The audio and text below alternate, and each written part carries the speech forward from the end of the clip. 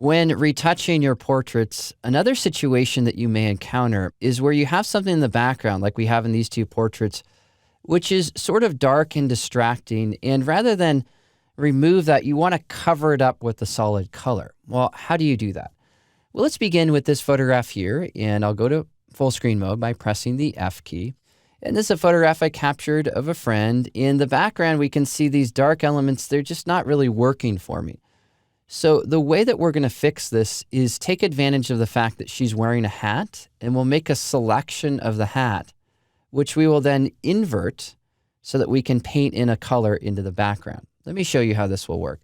We'll choose the Quick Select tool, and with Quick Select, basically what you do is you click on the tool and then click and drag over an area that you want to select. It works really well if you have a defined shape like we have here, because the hat's a pretty defined shape. And essentially, we're just going to take advantage of that, and you'll see how this will work in just a moment. But with Quick Select, you make the selection, and often you need to go to Select and Mask.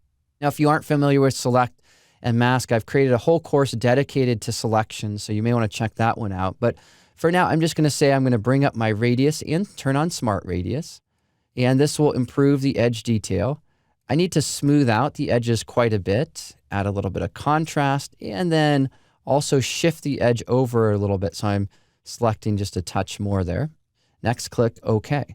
So essentially all we've done is we've made a selection and then improved it using Select and Mask. The problem right now is that the hat's selected.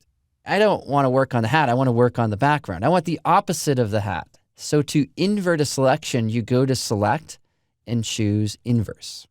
Now we have everything but the hat selected. And why the heck are we doing this? We'll take a look.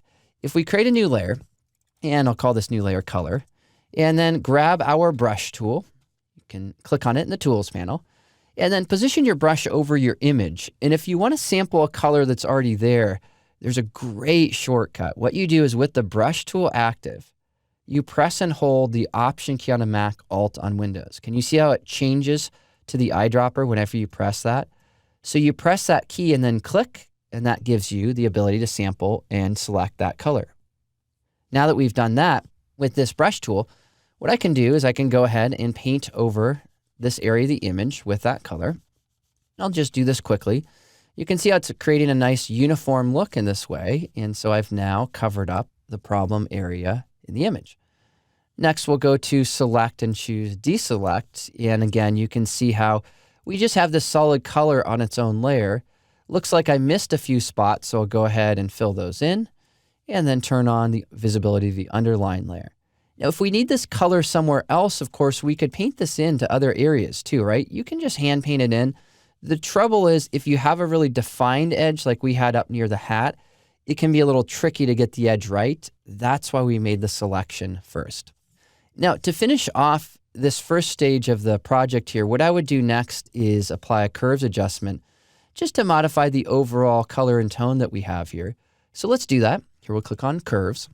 Now with Curves open, we're going to brighten the image up just a little bit and then click and drag down here. This will create nice contrast and color saturation.